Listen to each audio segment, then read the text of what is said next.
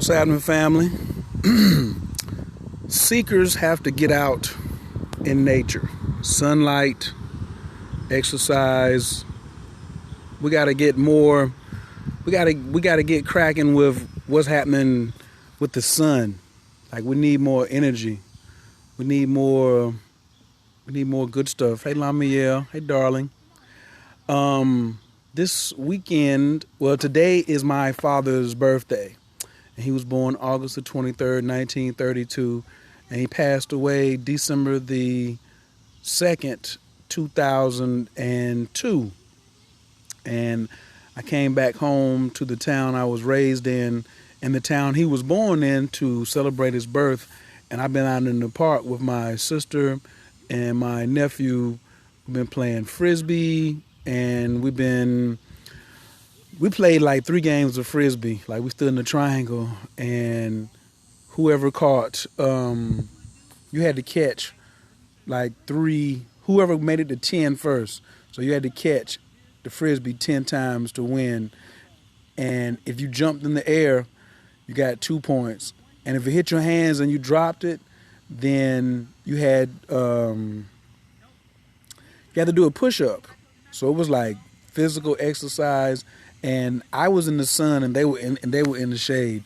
So we just got finished. So I was like, I'm gonna sit down in the shade and hit a periscope.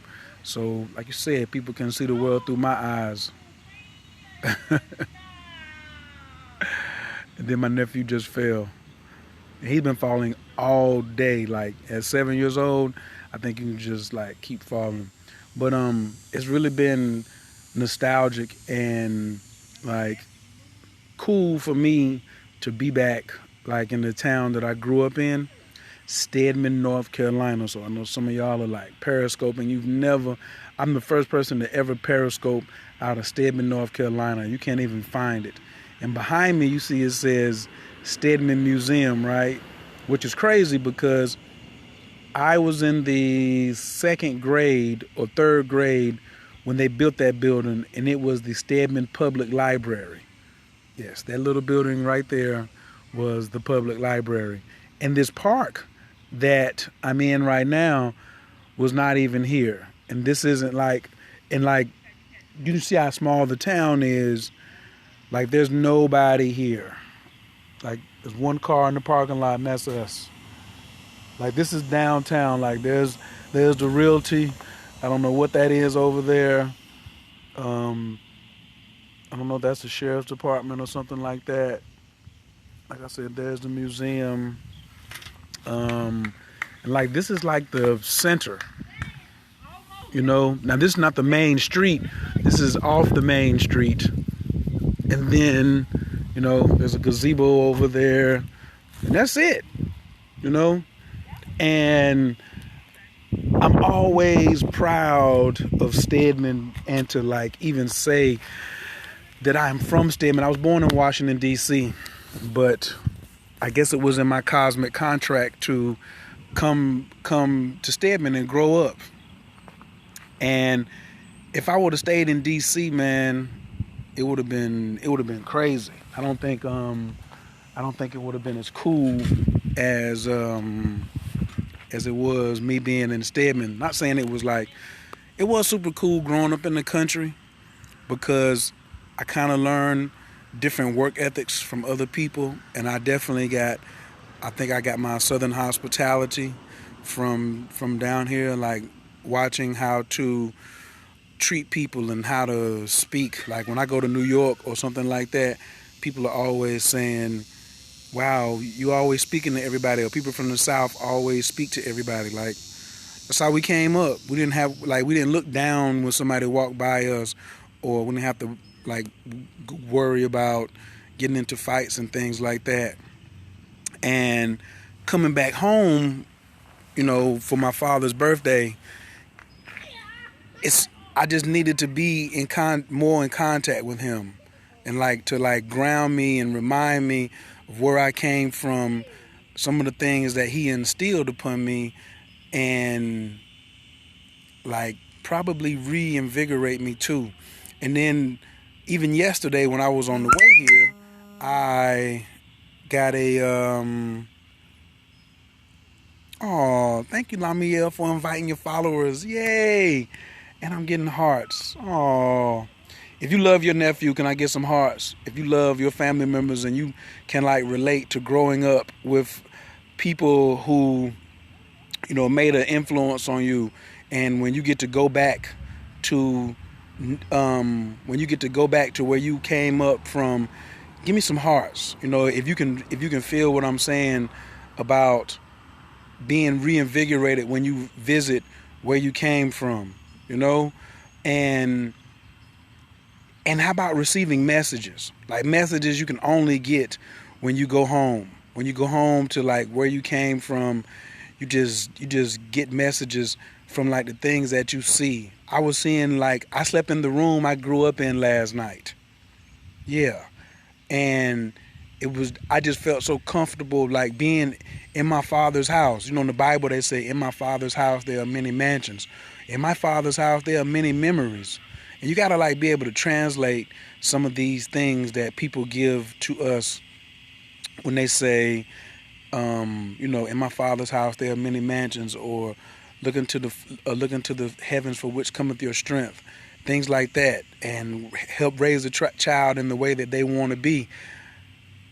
These are all ways of the seeker.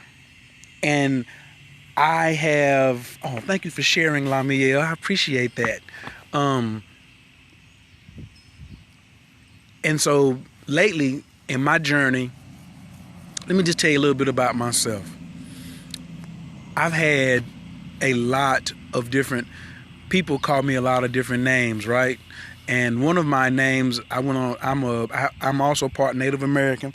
People always see the locks and they're like, oh, he's from Jamaica. How you like the islands and stuff? And I'm like, I've never even been to the islands yet, right? So they would be like, well, how can you be part Native American and you got dreadlocks? Tap some hearts if you know about having a diverse background and people mistaking you for one thing, but you got other things in you. Ancestry.com tells you that you're not what you look like. You got mad European or Caucasian people that's got some African in them. You got mad people who say they Native American who got some black in them or some white in them. So I'm just like that. And so I embrace all my sides. My European side, I'm really from England. I'm from England. A large clan of us are from England. Of course, I got African ancestry, but I didn't just come over here on no boat of slavery. I have ancestry in England.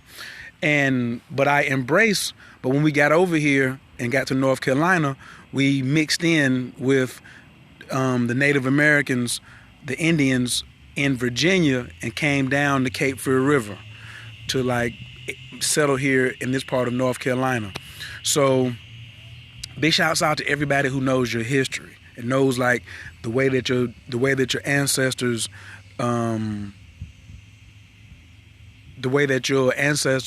like settled in a certain place. 23blood.com. What was that? I know, I'll repeat it. If you type it back in, I'll tell everybody. But so when I went on my Native American sojourn in 2004, you had to go out and be in the wilderness. 23andme.com. 23andme.com. Get your ancestry done. And you had to get what is called put out. And so put out means you were in the wilderness for 24 hours by yourself with only a blanket and the clothes on your back. So you could layer up as much as you want, because I went out in January, so I had like 4 different layers on. I had my boots, but I only had on one pair of socks. That was my only mistake. But it was cold, but I stayed my whole 24 hours. And then when the facilitator came back, or the gatekeeper came back, he was only speaking the language of the tribe, and he gave me my Native American name, which was Asahwa Hapoye. Asahwa Hapoye, which means crow seeker. And he explained to me, the crow is this mystical bird that delivers messages. And he has a huge clan, but he only hangs in threes. So anytime you see a crow, look for 2 more. because they're always running threes, but sunrise and sunset, they always come back, and it's just a huge flock of them somewhere. So if you see one crow or you see 3 crows, bet your bottom dollar somewhere there's a whole lot of them. There's a whole lot of them, like not far, especially in the morning and in the evening. And so he said, you're the seeker because there were supposed to be 8 of us who were going on this journey, and I initiated it, and then I told all the other 7 brothers, and all of them, for some reason or not, couldn't make it. And my uncle was like, you didn't let them not coming stop you from getting what you wanted. And any time in life, that's been how I look at things. I always am seeking, and people ask me, they say, well, Khayr, how did you get where you are now? It's because I say I dig till my nails bleed. And that's the formula. If you are a seeker, you have to dig till your nails bleed. They say, how'd you learn astrology? I dug till my nails bleed. How'd you learn Tai Chi, or you meet this master to study with right in North Carolina? I dig till my nails bleed. How did you get to Master Gibson, or to be studying with Malachi York, or any of these other people that you study with? I was digging till my nails was bleeding. And that's figuratively and literally. I never stop clawing away. And in life, you can never stop clawing away when you are a real seeker. And so this weekend, which was, well, no, it is this weekend, but just yesterday, I was talking to someone who I have found from digging to my nails bleed, who's going to like start helping me study more of the destiny cards. I don't know if you all know what the destiny cards are, but if you look up Destiny Cards by Robert Camp, or if you go to knowyourdestinycards.com, somebody type that in, www.knowyourdestinycards.com. You must use this, that one, and Spade University, spadeuniversity.com and knowyourdestinycards.com. And the system is like thousands and thousands of years old, because we think that there's 52 weeks in a year and 52 cards in the deck is a coincidence, or it's 7 cards, 5 plus 2 equals 7, and it's 7 days in a week, or it's 4 seasons and 4 suits of the card. But it's not. It's no coincidence. Like, all of that goes together. And so I have met someone, Kathleen, who owns the knowyourdestinycards.com site, and we were talking yesterday. I had a question about doing relationship charts and just looking at my present and past relationships and all my current situations. And because I love women, so I want to know now I'm in the point now where it's not just about looking cute with a woman, but what's the purpose of this relationship? How long are we going to be, not how long are we going to be together, but what's the purpose of the relationship? I don't know why Lamiel is laughing, because real men love women. So men who try to front and say, oh, it's just only you, blah, blah, blah, blah, blah, man, don't try to rock like that. Don't even try to believe that, because that's just our proclivity, is to love women. Now, we don't have to have sex with all of them, but anyway, I want to stay on the subject before my battery dies. Vincent, bring me my water, please.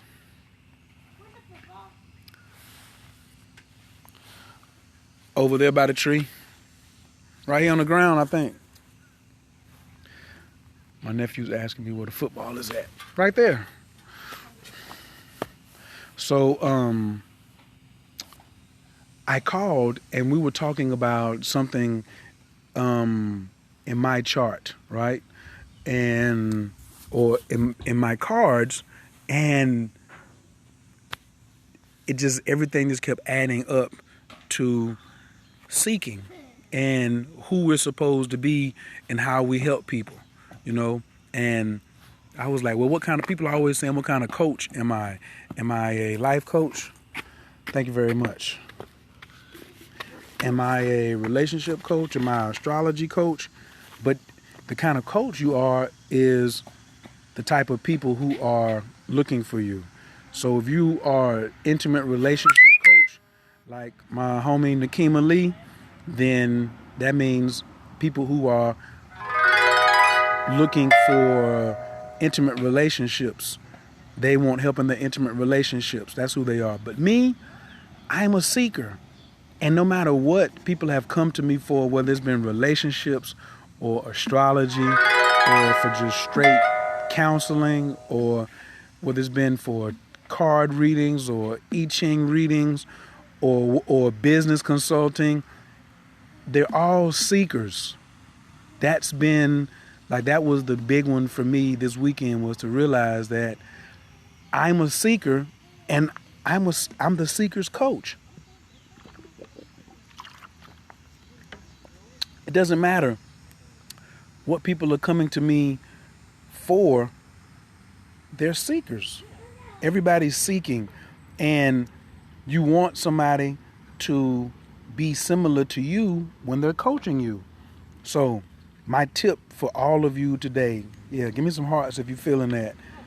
The person that you're looking for to help you has to be similar to you and has to have had a similar, they can relate to what you're doing.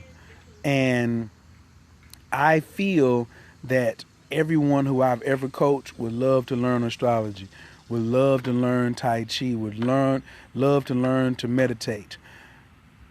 And that's why they say, and they're all seeking on their own path, no matter what. Everybody who I've ever helped is seeking. And so this weekend I decided that it's time for me to start all the way over.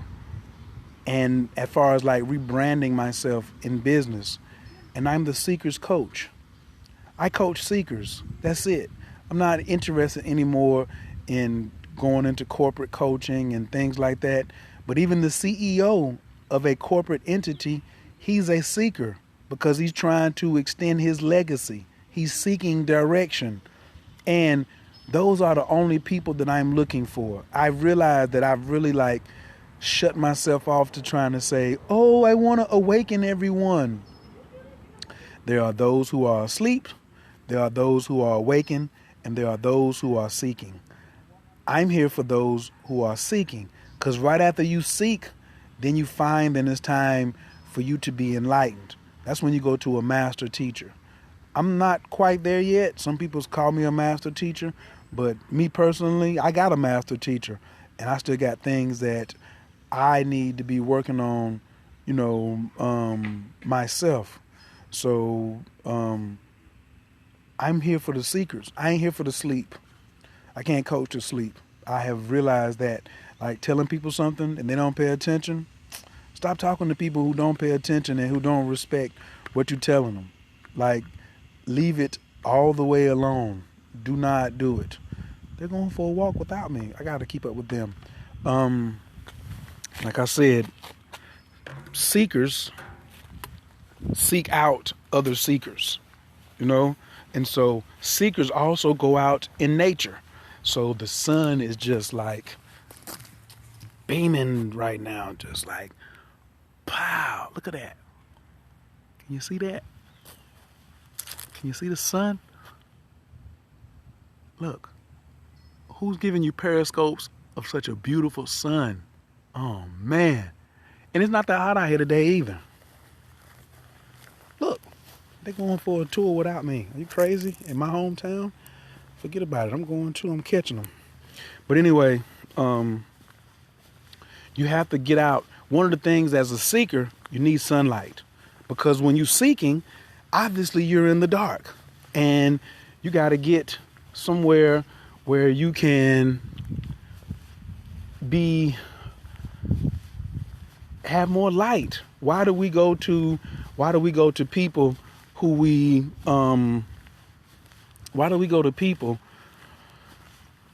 are on the path that we want to go on, and so they can help us? Because they're going to give us light. They're going to help us get out of the darkness that we're in, So getting out in nature, being around in some sunlight is critical for your own personal development. And I just love, just getting out in nature, man. Having more sunlight and smiling at the sun too. if you're a seeker, you got to make a connection with the sun like soon. Like you can't just be out here doing just whatever. Man, I'm kind of distracted because small town life. Some of y'all might not be up on the small town life. Look at this. Look at the Our Little Wedding Chapel of Stedman. 50-50. Look how small it is, right? Look at this street. Like, this is like movie haven. You could just come over here and just like do a movie. Somebody got their boat though. They can ready to go do something. But you can just walk in the street and then here's Sweets by K&M.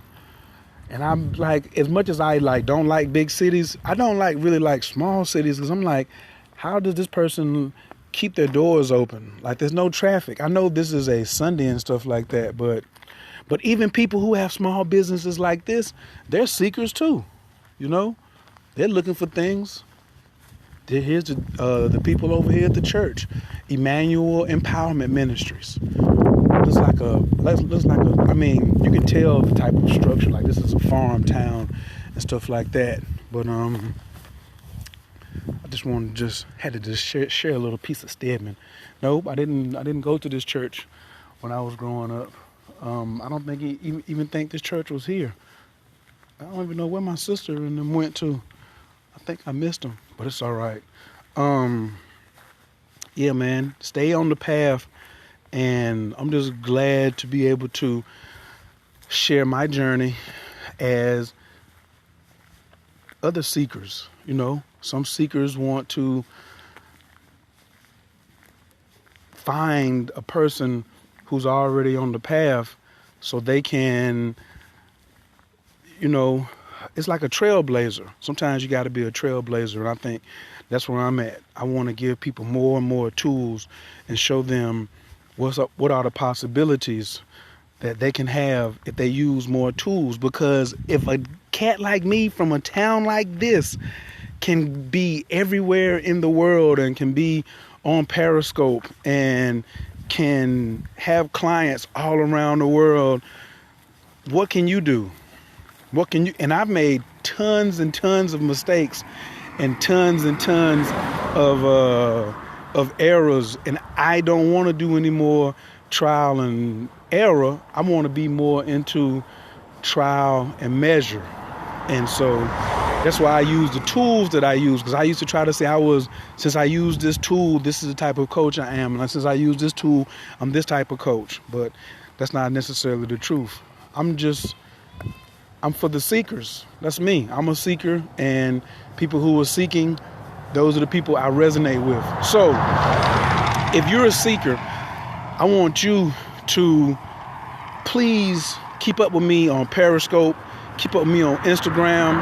It's CoachKhayr everywhere. CoachKhayr on Instagram, CoachKhayr on Twitter. Please share this on your Twitter feed. And because don't you want the people that you're hanging around to be, you know, up on what they're doing? And of course, now somebody wants to call, so I guess that must be my key for Periscope to be ending today. Let me take this call, CoachKhayr.com.